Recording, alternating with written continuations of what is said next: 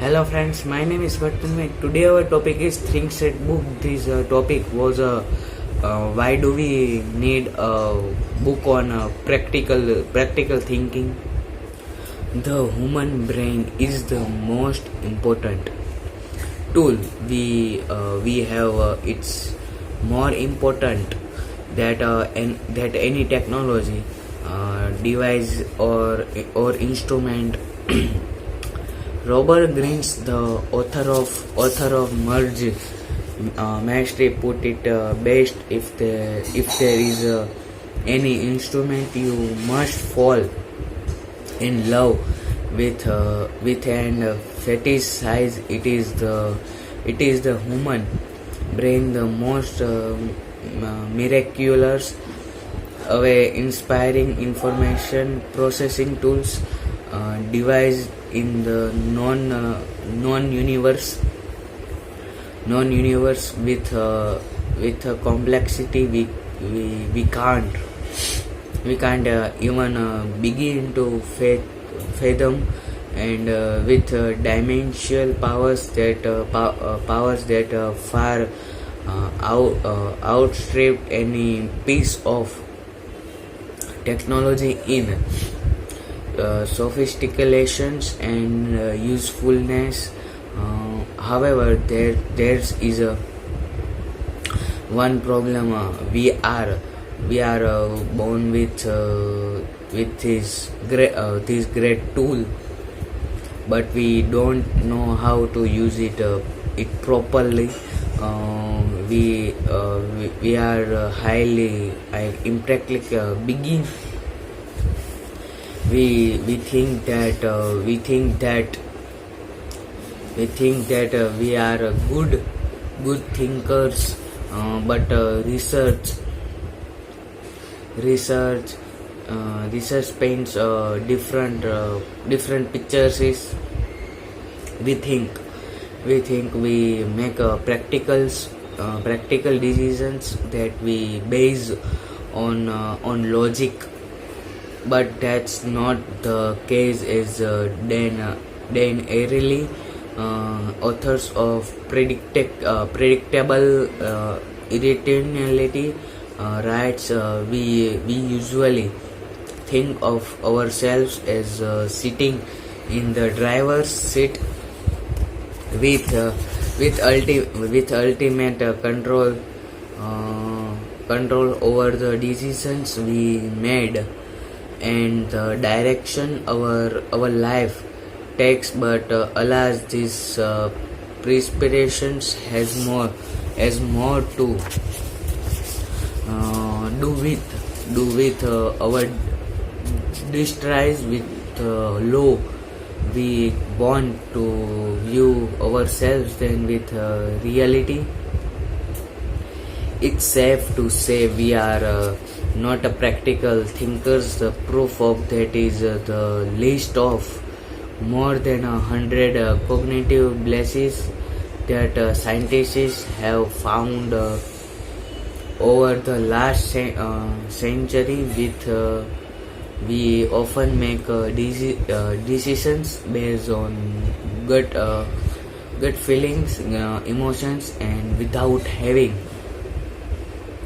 the right information. We have read several books about better thinking and decisions making. I like them, but I had one problem with all the books on the books in the field. They weren't practical. They do a great job of describing why we think the way we think by sharing stories, but I couldn't find a practical book that explained how to change the way you think. That's why I wrote this little book. It contains everything I have learned about thinking, my My goal is to give you at least one idea that you can use to improve your thoughts and consequently your life, business, and our career. That's why I share all my best ideas here. I wrote things straight in a way that you can read it more than once. And I hope this book serves as an anchor to you, especially during trying times. To keep this book practical, I combine theory, stories, and personal experience to share advice you can apply the another person's. And the first ideas I want to share is that these types of books only work if you are open minded. If you think that's not you right now, I can save you an hour of your life. Just get rid of this book, burn it, ask for a refund, give it away, whatever. No matter what you do, decide clearly use it or leave it. Let's start use what works in things that I'm not a neuroscientist for the psychologists, philosophers, or any type of expert on the topic of thinking. I am a person who has lived his entire life under the impression that you can't control your thoughts. That way of thinking didn't serve me well. I was happy one day. I said the next. I got angry easily, and I couldn't find a solution to simple challenges I faced in my career, business, and relationships. But through experience, journaling, reading, and a lot of introspections, I have found a way to get better at thinking. How do I know I am better at thinking than before? I am no longer a slave to my thoughts, and I am much happier because of it. I use my mind, and it's no longer the other way around to me. That's the definition of better thinking. It has nothing to do with how smart you are or how many mathematical equations you can solve. It's about using your mind to get what you want. I don't pretend to have all the answers to thinking better, though. However, I do have the answers to how I have used nothing but my thoughts to live a happier, healthier, wealthier, and more meaningful life. I am the living proof of the change your thoughts, change your life and ideas. Only 3 short year ago, I was stressed out of my mind, gave up my interpretations, desires, and had of my mind. My mind gave up interruptions, desire, uh, and had my life. I felt stuck, but I don't want to be too dramatic about my situations. I think we have all been there, and if you haven't felt stuck in your life, it's only a matter of time before you felt stuck in your life. It's only a matter of time before you will. It's a natural part of modern day life. I am not trying to scare you through the but you how all these self help books go right. I was down and out. I lost all my money. I was depressed. My life sucked. But then I discovered X, and then my life changed. X is of course the idea they want to sell you. Since I am honest with you, I am not different.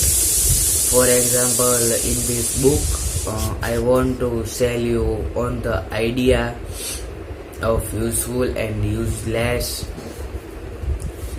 thoughts, but there's a difference. I am giving you my perspective, nothing more. It's up to you to decide what you are going to do with it. John Dewey, a pragmatic and one of the fathers of functional psychology, and famously said the true is that which works. But that doesn't mean we should believe everything we hear or read. That makes us delicious. If we want to think straight at all times, we must stay grounded, look at facts, listen to other people's perspectives, and only then draw practical consolations. Let's talking about the clear thinking requires training. I view the mind as a miracle musical that requires regular training to keep strong.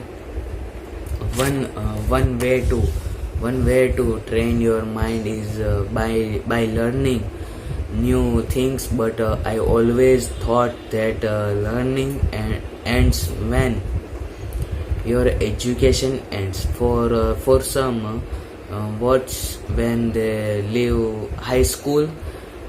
For others, it's when they get their bachelor's or master's degree. During your time in schools, we learn new skills, ideas, and theories that change the way we think and operate in the world. But once we have established a way of thinking, we hardly change it. We prefer to entertain the same thoughts because they give us a sense of familiarity. We have learned that novelty is a scary thing, so we do everything to avoid it. We are creatures of habit who prefer relaxing our mind instead of training it. I need to relax and watch something on Netflix is something I hear almost everyone of all ages say these days. I have said it myself as well. That makes that makes me wonder what we need rest from the repetitive task we do at work, from the familiar thought patterns we have. If you really think about it, we hardly strain our minds unless there's a specific reason, like a test or exam we have to take. Otherwise we often think, what's the point? The point is to train your mind just like you train your body to keep fit. And you don't go to the gym for years and quite for the rest of your life. So why don't you exercise your mind the same way you do your body? What's more, the mind is the single most important and tool you have, and if you want to use that tool properly, you must train the mind. Stoic philosopher Epictetus put it best: the life of wisdom is a life of reason. It is important to learn how to think clearly. Clear thinking is not a haphazard enterprises. It requires proper training. The problem is that we don't know how we must get proper training. As Epictetus put it, for most of my life, my thoughts were out of control. I never thought about thinking. If you ask me to draw my thoughts, it would like something like that means you see up there is a how the inside of my mind look like. It was a pure choice, just much of positive, negative, sad, happy, and above all confusing thoughts. I always thoughts to myself, why can't my brain stop? Where is the pause button? And looking back, I didn't know how to use my brain as the wonderful tool it is. So let's about the topic with from cause to clarity. In 2014, I moved to London from Leeuwarden, the Netherlands, the city where I grew up. I went from a city with 100,000 people to a city where 7 million people live. Things were harder than I expected. Especially even it come to finding a place to live after doing research and talking to my new co-workers. I learned that it was almost impossible to find an apartment in a short period without getting ripped off. Instead, I decided to rent a room for 3 months, and I decided to explore different areas in London that were within an hour commute by public transportation to my work. That was my plan, and everything went well at first. After 2 months, I found a small and affordable one bedroom apartment in Earlsfield in southwest London. I had planned everything. I cancelled the lease of the room I rented and signed the lease for the new apartment. My parents and brother even drove over from Holland on help. However, and because I didn't have much stuff, we could just one their car to move my things from the old place of the new place, which were only 10 minutes apart. In my mind, this would be the deal. I would just pack up my stuff, get the key to the new place, hand the keys back to the old landlord, and move into the new place, watch Netflix and relax. Also, I expected to do everything on the same day. Well, things didn't go as planned. After all, my new landlady changed her mind at last minute and decided not to rent her apartment. She told me this a day before the day I planned the move. All of a sudden, I had no place to live and had an SUV full of my things. That night is in my parents' hotel room. I panic big time. I don't know what to do.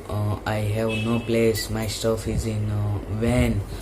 I brought you guys over from Holland, and now I am sitting here like an idiot.